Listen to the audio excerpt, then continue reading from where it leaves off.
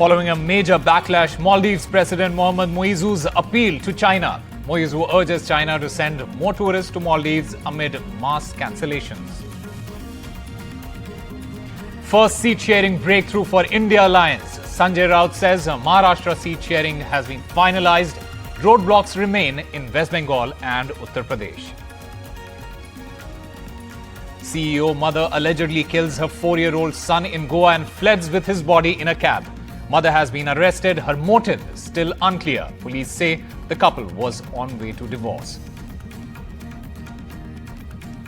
Next to no winter snowfall reported in some of the North Indian states, the ski slopes of Gulmarg are bare. A crisis for the summer months to come. France gets its youngest ever Prime Minister. Macron picks 34-year-old Attal as the new Prime Minister. Gabriel Attal is France's first openly gay PM. Khel Ratna Award for badminton stars Satvik and Chirag, Mohammad Shami, Ajay Kumar Reddy among 26 who received the Arjuna Award. Shri Mohammad Shami.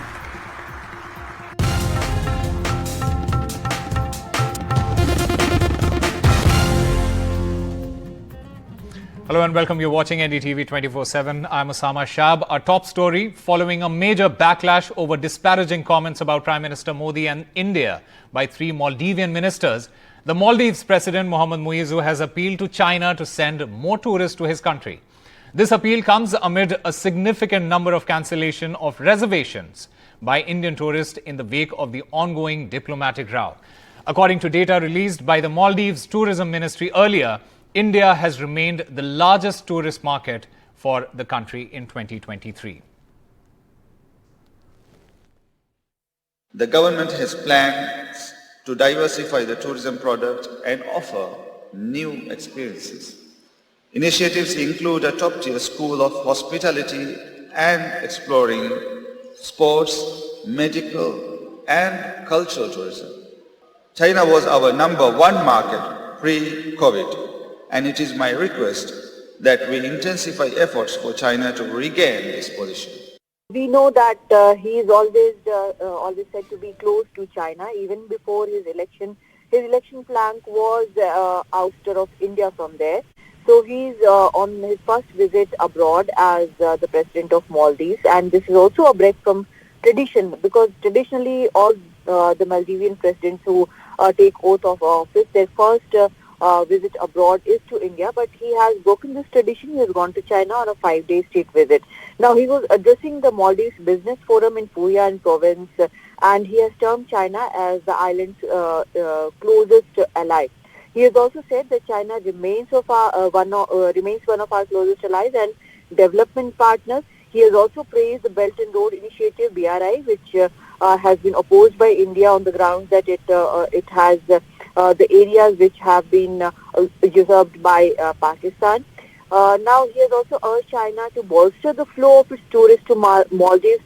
We know that before COVID, the maximum number of tourists to Maldives were from China, but over the years, this has been overtaken by Indian tourists. Even in 2022, in 2023, the maximum number of tourists were from India. The second position was held by Russian tourists who went to Maldives. And now that he is in China, he is requesting China for maximum number of tourists. He has also, the Maldivian media has also reported that the two countries have signed up a USD 50 million project to develop an integrated tourism zone in the island in Maldives. And but the fact is that Maldives' economy largely depends on tourism for its right. And that's the reason he's been asking that. But it takes a different hue given the controversy regarding the derogatory remarks which were put out by 3 deputy ministers of the government. And another story we are tracking is the India bloc's seat-sharing talks for the upcoming Lok Sabha elections in states like Maharashtra, Uttar Pradesh, West Bengal, among other states. Now, these talks are not going to be a cakewalk for the India bloc, as headaches remain in Uttar Pradesh as well as West Bengal. The question is, can the allies find a common ground? While the Mahavikas Aghadi has come to an agreement on seat sharing in Maharashtra's 48 Lok Sabha seats. Congress reached this agreement with Uddhav Sena and NCP on Tuesday.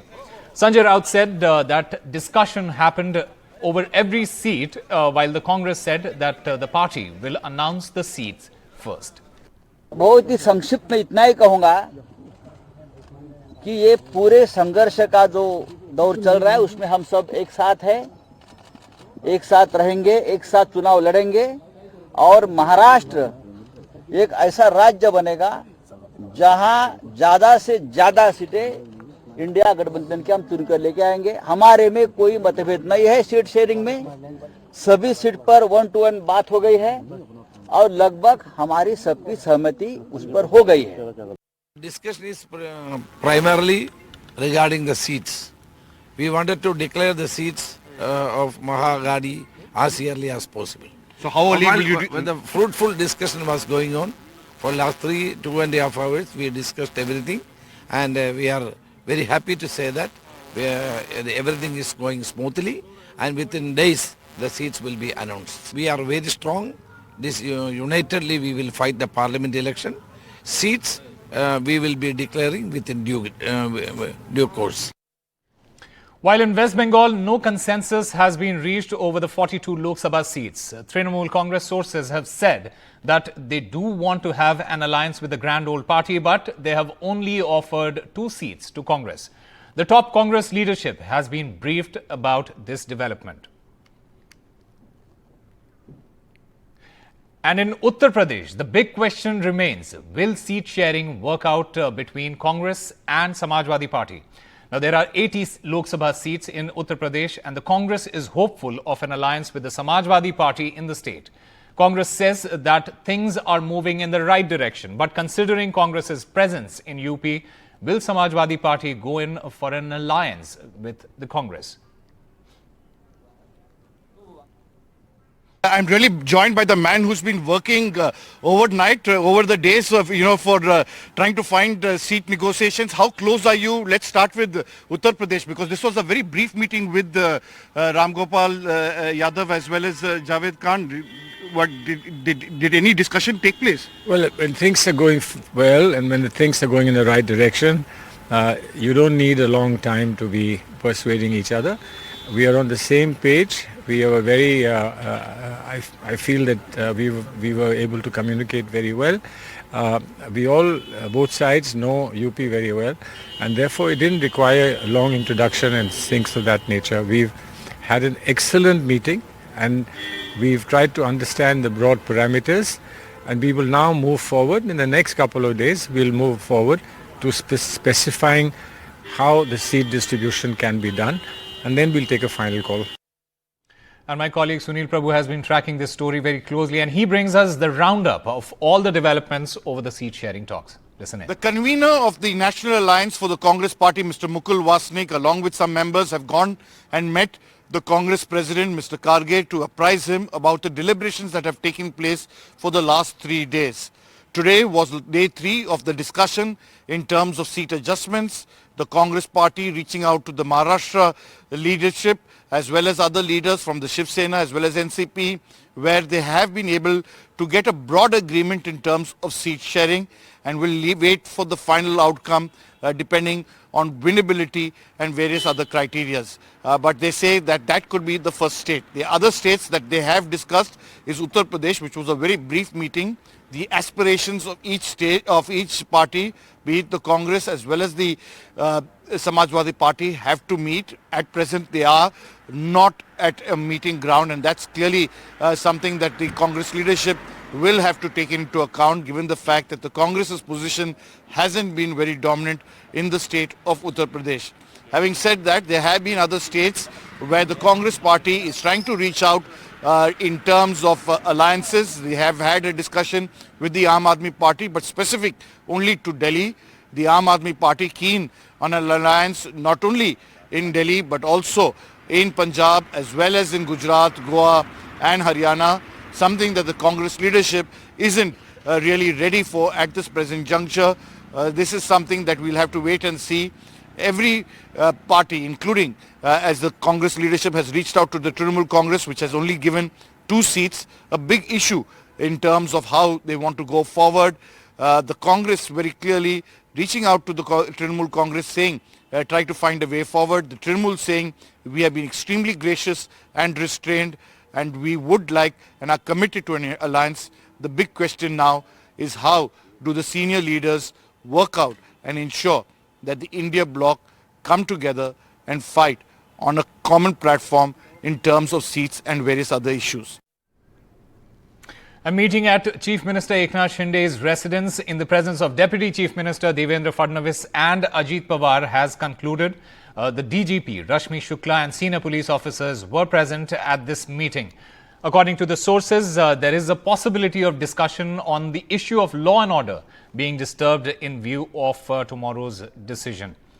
Joining us to give us more details, Ronak Kukre on phone line. Ronak, what discussions were held and what are the preparations that we can expect for tomorrow?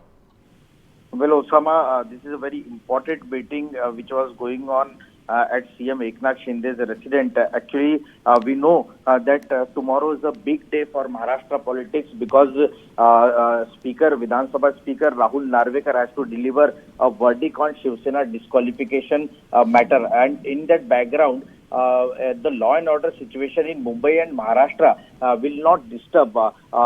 However, this meeting has been taking place at CM residence where the DGP, Rashmi Shukla, Mumbai CP and Mumbai Special CP, they all are at CM house and this meeting is going on. So in that background, this meeting is going to held. All right. Ronak Kukre, thank you very much for all those details. We'll slip into a very short break. More news and updates on the other side.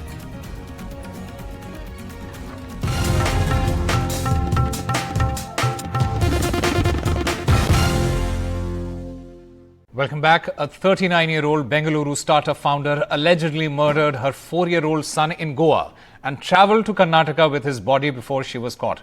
Suchana Seth, CEO of artificial intelligence startup Mindful AI Lab, was arrested in Karnataka's Chitradurga on Monday with her son's body in a bag. She allegedly killed her young son in an apartment in North Goa's Candolim. Here's a report. The Goa police have 6 days to piece together what caused 39-year-old Bengaluru startup founder Suchana Seth to allegedly murder her 4-year-old son at a Goa hotel room and then attempt to flee 600 kilometers to Karnataka with his body before she was caught. Ms. Seth checked into the hotel in North Goa's Candolim with her son on Saturday, while her husband, who works as an AI developer, was in Indonesia.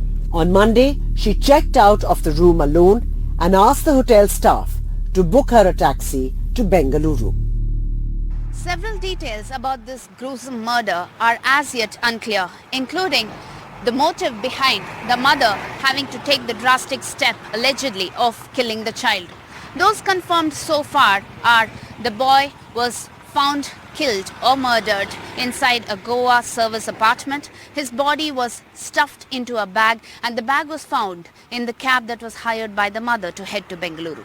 Prima facie उन्होंने ये बोला कि उनके husband के साथ जो relationship है that has not good. इनके डाइवोर्स प्रोसीडिंग्स ऑलमोस्ट फाइनलाइज भी हुआ है and there was some court order because of which she was very unhappy. We will check the veracity of the facts as well. So we have to do further investigation. The police have credited the presence of mind of the hotel employee and the taxi driver for the arrest. According to the police, after Ms. Seth checked out of the hotel room, staff at the Seoul Banyan Grand Hotel noticed blood stains while cleaning the room and called the police. The police tracked down the cab and to avoid alerting or panicking Ms. Seth, they spoke to the driver in Konkani on the phone and directed him to a police station. The taxi driver, rather than being rattled by numerous calls from the cops, acted calmly and followed instructions. With Pratibha Raman, Bureau Report, NDTV. And the postmortem report of the child is out. This postmortem says that the child was smothered and killed by strangulation. The postmortem also says that pillow could have been used for this gruesome murder. Doctors are saying that the killing took place 36 hours ago. ಇದೆ ಅಂದ್ರೆ ನಾವು ಸ್ಮಾದರಿಂಗ್ ಅಂತೀವಲ್ಲ English ನಲ್ಲಿ ಸ್ಮಾದರಿಂಗ್ ಅದು ಬಹುಶಃ ಬಟ್ಟೆ ದಿಂಬು use ಮಾಡಿರಬಹುದು ಅದನ್ನ ಹಾಗಾಗಿ ಕುತ್ತಿಗೆನ ಸ್ಟ್ರಾಂಗ್ಯುಲೇಟ್ ಮಾಡಲಾಗಿದೆ ಸ್ಟ್ರಾಂಗ್ಯುಲೇಷನ್ ಆಗಿ ಮಗು ಸತ್ತು ಹೋಗಿದೆ ಅಥವಾ ಬರೀ ಕೈಯಿಂದ ಉಪಯೋಗಿಸದಂಗಿಲ್ಲ ಮಾಡ್ದಂಗಿಲ್ಲ ಅಂದ್ರೆ ಮೋರ್ ದೆನ್ 36 ಅವರ್ಸ್ ಆಗಿದೆ ಇಲ್ಲ ಯಾವುದೇ ಗಾಯ ಇಲ್ಲ ಇಲ್ಲ ಯಾವ್ದು ಬ್ಲಡ್ ಲಾಸ್ ಆಗಲಿ ಗಾಯಗಳಾಗ್ಲಿ ಏನು ಇಲ್ಲ ಈವನ್ ಸ್ಟ್ರಗಲ್ ಮಾರ್ಕ್ಸ್ ಸಹ ಯಾವ್ದು ಇಲ್ಲ ವೇನ್ ಊದ್ಕೋದ ಈವನ್ ಚೆಸ್ಟ್ ವೇನ್ಸ್ ಸಹ ನೀವು ಗಮನಿಸಬಹುದು ಇವೆಲ್ಲ ಊದ್ಕೊಂಡಿದೆ ಈ ಅದು ನೋಸ್ ಮೂಲಕ ಮ್ಯೂಕೋಸದಿಂದ ಹೊರಗಡೆ ಬರ್ತದೆ ಅದೇ blood is coming out of the nose. In fact, I did speak with the doctor who did reveal that the chest as well as the face of the child was found swollen when the body arrived for postmortem, and that was the key indication that the child could have died of suffocation, and the nose was also found bleeding.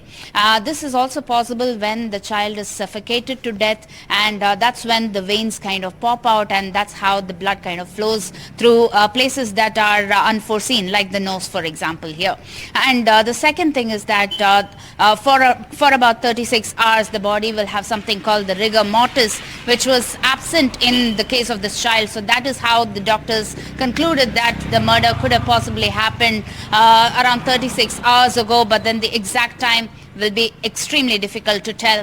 The third point that was revealed is that the child could have been smothered using a cloth or a pillow, and the child could have suffocated to death, but then absolutely no use of strangulation by hands. There were no marks, no signs of struggle as well. The child, there were no wound marks, there were no scratches, nothing.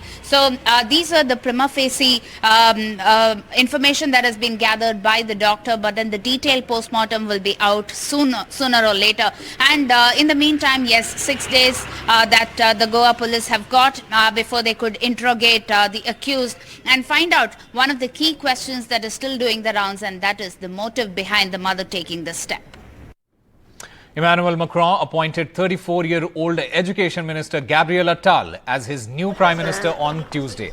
At 34, Gabriel Attal is France's youngest post-war Prime Minister, a record previously held by leftist Laurent Fabius, who was 37 when he was named Prime Minister by François Mitterrand in 1984.